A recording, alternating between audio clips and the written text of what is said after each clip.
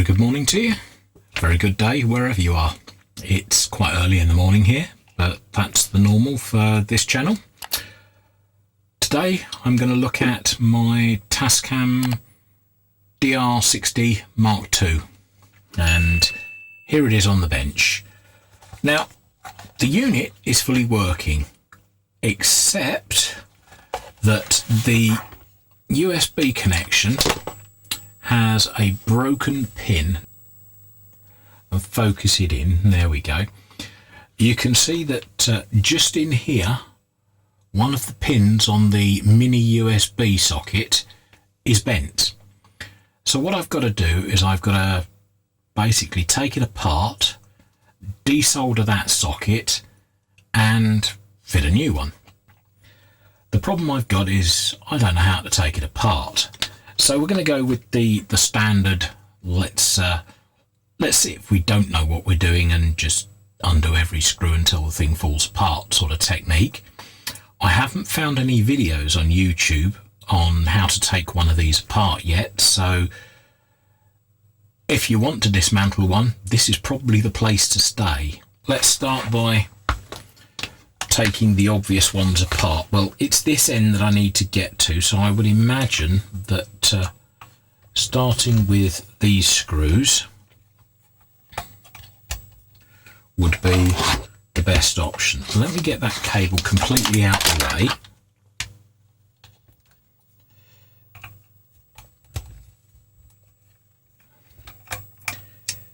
Now, there's one or two things here. This is either going to be cosmetic, this bumper and these two screws, and it looks like it may well be.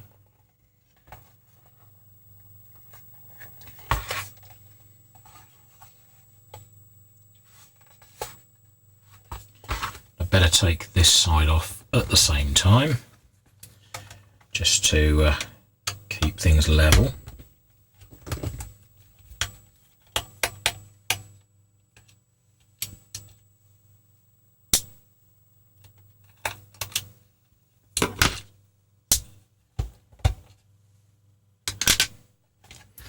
Okay, so that's the two ends. Now let me just see. That doesn't feel like it comes off. The front panel looks like it's got a line in it to take it off. So let's take the top panel off and see if there are any screws under here. A little bit of background. These things you normally put on DSLR cameras when you're out and about to record the sound, because the sound is infinitely better than what you get from pretty much every DSLR's inbuilt microphones. The sound quality certainly on even my top end Nikon is abysmal. It's not something that you would associate with what's meant to be a high-end camera. There we go. Is that the right thread? Yeah, I think so. Right, so that's coming out of plastic.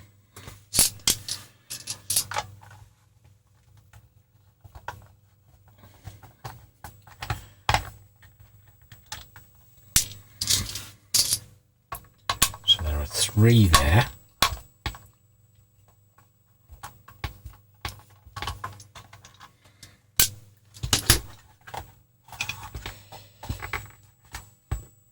Let's take the two out in the bottom of the battery compartment.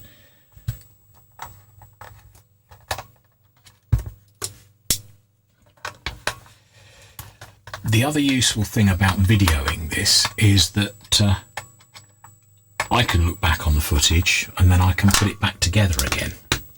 So that's the battery holder, and that's just plugged in there. So that can come out like that. There's one big screw there which can come out.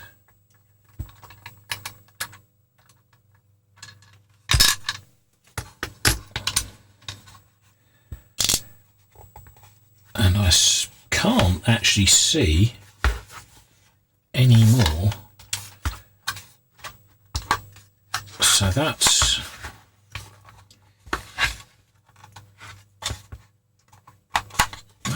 there. That's just this part here. There we go. Right, and the ends fall off as well.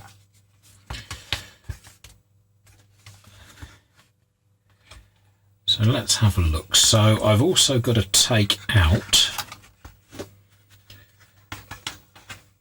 this PCB by the looks of it. So let's have a quick look down and see how it's held in. Because what I'm actually looking at here, again I'm going to come in, is I need to get this middle PCB here out. The memory card is attached to the framework here. Then you've got this PCB, then you've got the main PCB at the front here, and then you've got this other one here. So to get that out, I'd have to take out the XLR jacks or loosen them off so that this side panel can come off.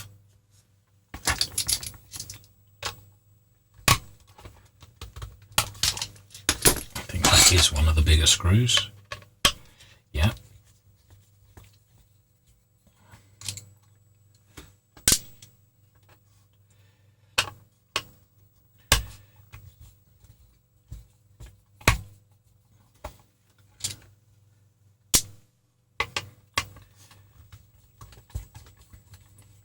Now this is the only actual problem I've ever had with this unit, is this power connector. If I wanted to just run it off batteries all the time, then that's fine. Unfortunately, batteries are not the way to go. These are notoriously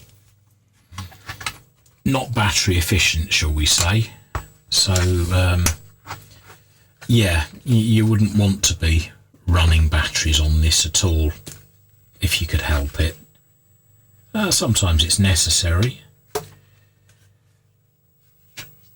So let's have a look now and see what else is holding this thing together. Right, there's a screw into the frame there that holds that panel on there, which screws into this metal frame here. This is held in by a screw down here.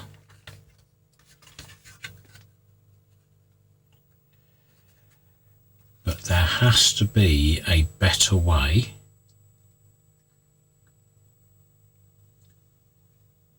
without having to remove everything to get at that central board. Although, saying that, to get to that component, this board has to come out and this metal frame comes out and the screws are in the edge. So somehow the front panel has to come off or out to get to that.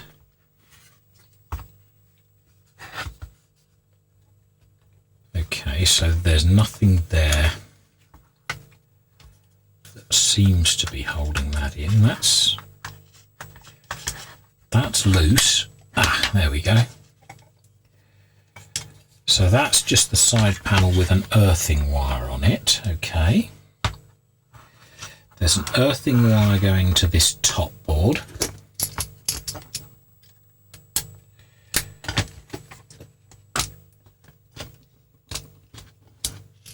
Now the end of that is chewed, which is why it's no good.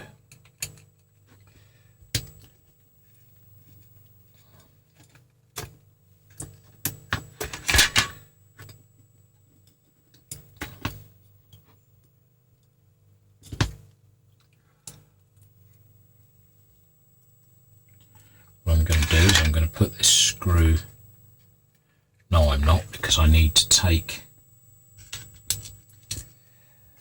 this frame out, so that's got to come out.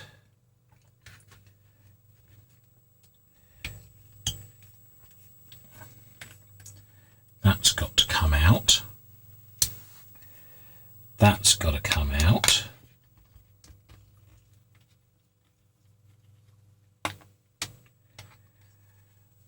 Just to get that out, there's 3 different screws already that's just come out. There we go. So now I should be able to take just the frame out.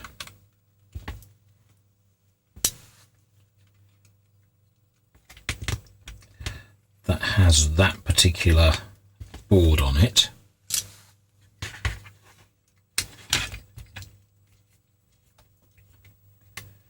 Without disrupting the rest of the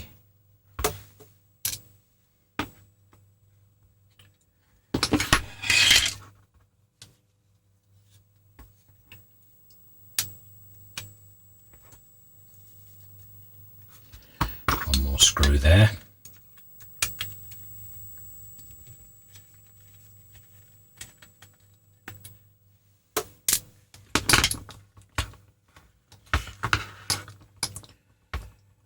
Right,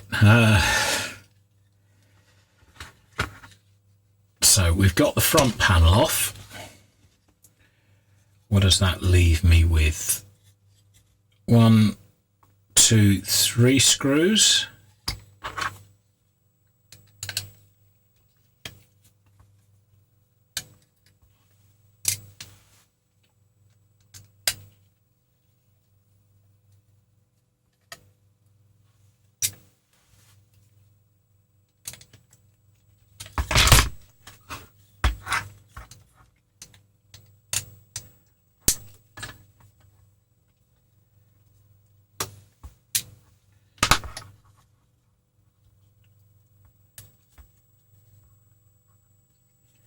Screws,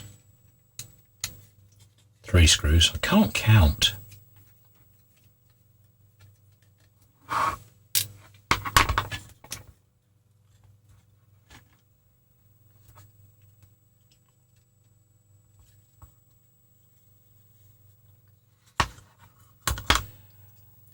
And there we have the board out. And it looks like a standard 4-pin, 5-pin micro USB socket. Here is the board with the socket removed. There is the old socket and there is the replacement. Now I didn't have a new one, but what I did have was one of these cheap Chinese power bank boards, and all I did was take the socket from that. All I've got to do now is just get a little bit of alcohol and clean up that board. So that's what I'm going to do first before I stick the new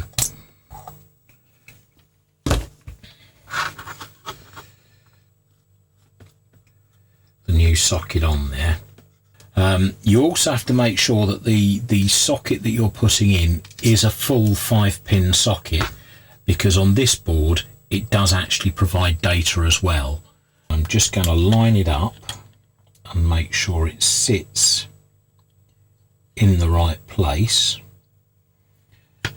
before I start sitting it down. In fact, there are 2 little dimples on the bottom of here, and if I just quickly clean off the bottom of that as well, it should sit a whole lot flatter. Let me just put those dimples in the holes.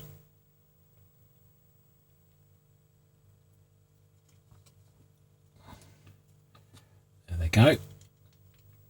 Now, if you're lucky enough to have a full SMD soldering station, this should be a doddle, especially if you have a microscope as well and you can actually work with a microscope. I don't. I have to do this all with what I've got. So let me just clean that off. I've got my needle tipped iron. I'm just going to move this under this camera, and the first bit I'm going to solder is actually the side connection.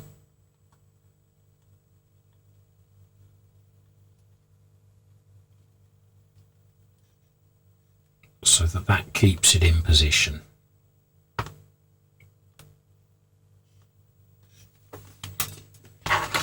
Turn the board round and do the same on the opposite sides.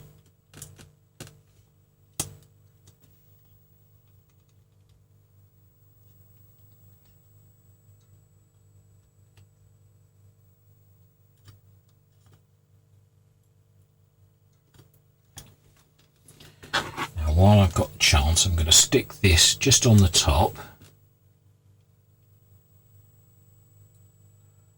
and make sure that that is actually stuck down. And I'm going to go around this side and just do that corner as well. Okay, so that is now in position. All I've got to do now is resolder the 5 individual pins without shorting any of them out. Now, I could do with a large magnifier and a way of seeing what I'm doing.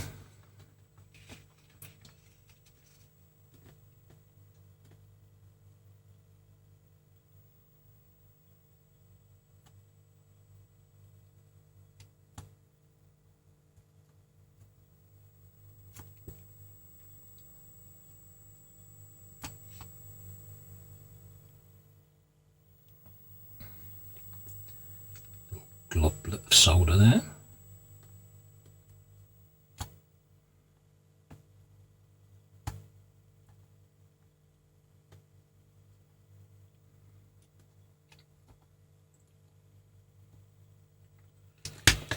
Right, because this is a data line, I've got to make sure that none of them do short. So let me get in there with the magnifying glass and just check that none of them are.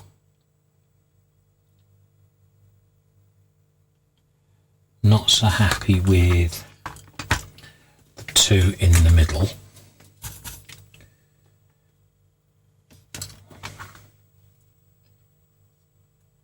I think that's it. Let me have another look.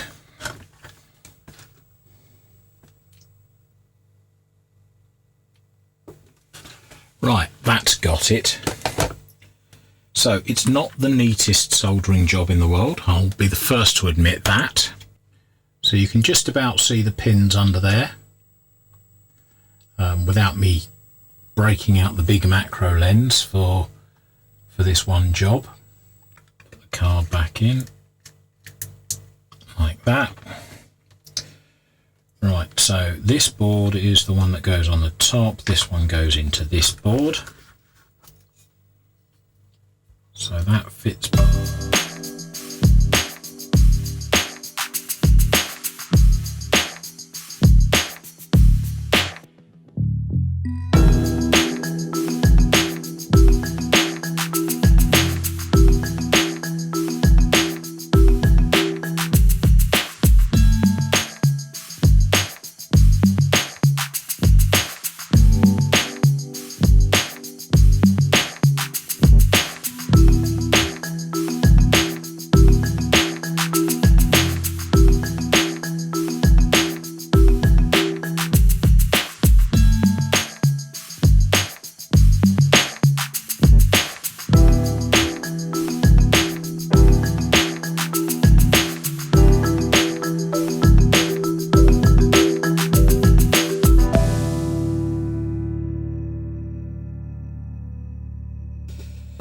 Right, at this point, rather than get it all back together and find out it's wrong, I think I'm going to test it.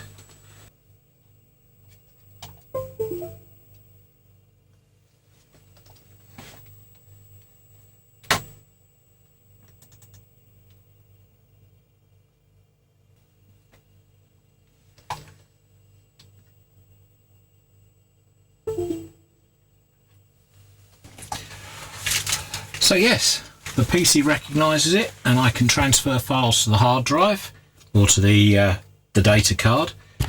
So I'm going to count that as a win, and we fixed it. So thank you very much for watching. Hope this hasn't been too boring. I'll see you again for the next one. Don't forget, click like, click subscribe, ring the bell, do all the lovely things. Leave comments, tell me how crap my soldering is. Tell me you can't see what I'm doing. Tell me that's far too small for any normal person to deal with. But whatever you do, leave a comment. I'll try and get back to you as soon as I can. Thanks very much for watching, and we'll speak to you all again soon. Bye for now.